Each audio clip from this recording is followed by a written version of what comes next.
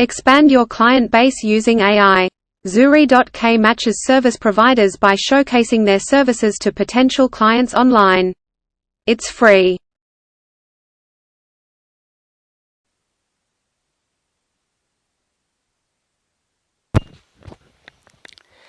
Ladies and gentlemen, welcome to the bold analysis. I'm still doing this in the beautiful county of Siaya. Then tomorrow I shall again start now moving to other areas. So probably from tomorrow we can be getting some few exclusive interviews. I'll also find time to visit Jaramogi Oginga Odinga beach, and so keep it here.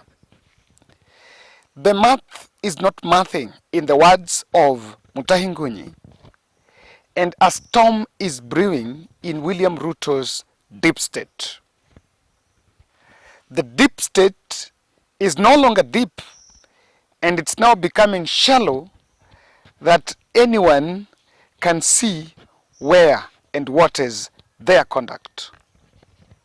I'll take you through a couple of observations that we have witnessed in the last few days and the statements in the campaign trail. And I want to be very cautious. And I'm saying campaign trail because there are leaders that have been campaigning that drops a hint on what exactly is happening. Ladies and gentlemen, let me say that someone sent me a message and was asking, Kevin, we have Uhuru's cabinet that are still in office and will get salary, and actually got salary, and they will only leave office after the new cabinet is sworn in. That is what someone said. But Rigathi Gachagua is meeting county commissioners and the chiefs. Now, the reason why this is a very contentious position, or rather this contentious move, is because under the Office of Interior and Coordination of National Government is where the roles of Mudavadi, Kithure Kindiki are chopped off. They share some roles in that. And they also share those roles with Rigathi Gachagua. And so Gachagua is supposed, as a deputy past president, is supposed to do roles assigned to him by the president. In those meetings, neither is anyone, and now this is very exclusive, none from the sitting staff at the Office of Interior is actually in attendance of those meetings. Even if Matiang'i is out, P.S. Kibisho is still there, and if you remember, Matiang'i is still a member of that.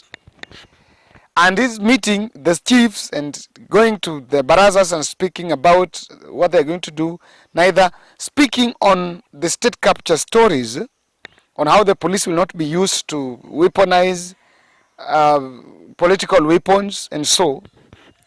And someone is wondering, so what is the mandate of Gachagua, or is he just someone who is still campaigning? Let me tell you, the deep state is split. Ndindi Nyoro is actually confirming that it has been recently very difficult to meet President William Ruto. And for you to meet President William Ruto, you must bow to Farouk, the lead operator and the powerful person behind William Ruto.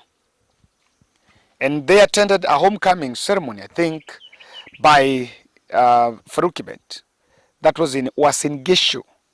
And I think Farouk might be trying to might be planning to seek an elective office in Uasin Gishu, perhaps in future. I want to think so. And that's why he's going back to the ground, because he's been the corridor of power behind President William Ruto now. So why do you think William Ruto is kicking people out? The inner circle. This Farouk is the lead of William Ruto's deep state. The good lawyer Ahmed Nasser acknowledged recently that there was massive rigging of not rigging, there have been massive bribery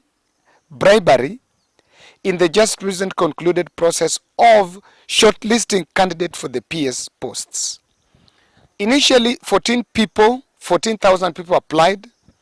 It was reduced to 9,000, and then the shortlist was somehow, I think, 500. And the number kept on changing.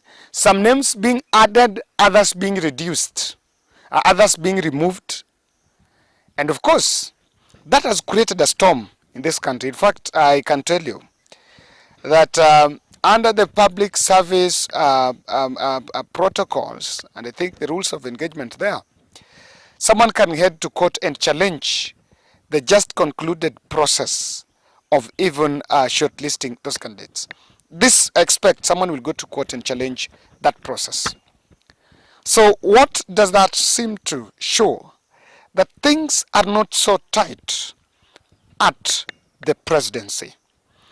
And today, let me tell you, the definition of a deep state under presidency is just a group of people that come to pursue a common interest. But that common interest is also not necessarily to the interest of the country, but the interest of those individuals calling themselves the deep state.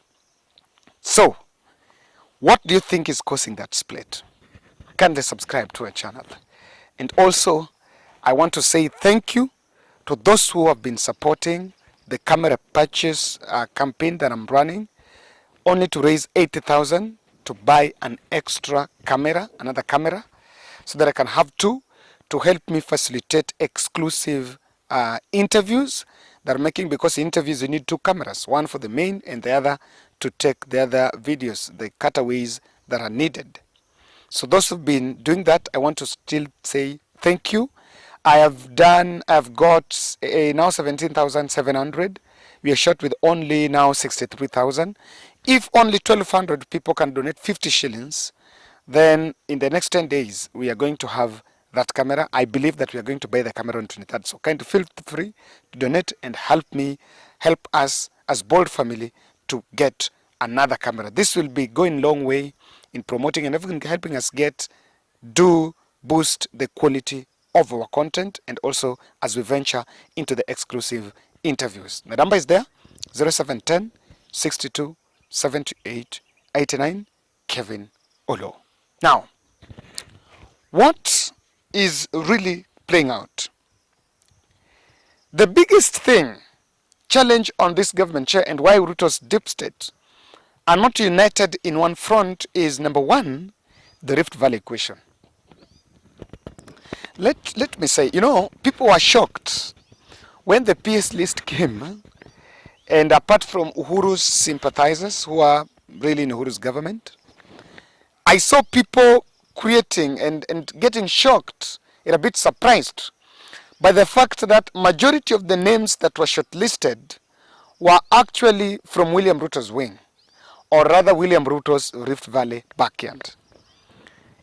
We analyzed some time back that in 2014, when William Ruto and President Uhuru Kenyatta waligawa serikali katikati, the share that went to the rest of the William Ruto's wing, majority of that share went to the Kalenjin, to the Rift Valley wing. And that was a precedence. So now that he was a president, I don't know whether you were expecting magical science or some magic to see a departure from that. And I know that even after the cabinet was named, there are people around William Ruto that believed that the president was isolating his region. That is number one. So what has happened is that the Rift Valley equation is emerging, because the members of deep state, and who majority of them are Rift Valley, would really want the people from their region to benefit. And so the process of even shortlisting these members, the people to the cabinet and to the public service, and even the other board. Remember, there are some people that were in different boards that have been now called, and they have found their way to the cabinet. So that's what I say, that the Rift Valley question is bringing that.